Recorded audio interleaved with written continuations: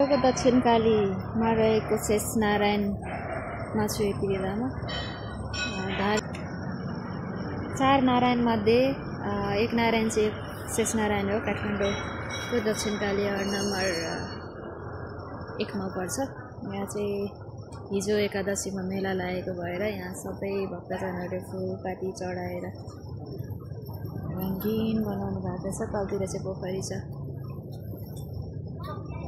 यता पनि छ एउटा पोखरी, यहाँ पनि छ।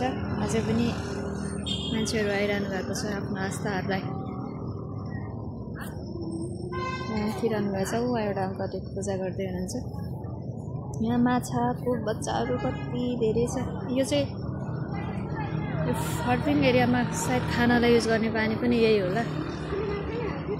यो पानीलाई सङ्कलन गरेर युज गरेको छ क्यारे। माछा कति धेरै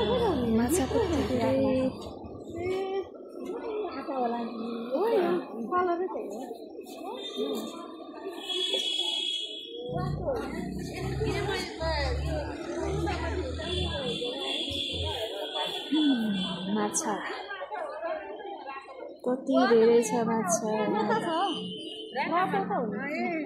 यो पोखरीमा कति माछा छ।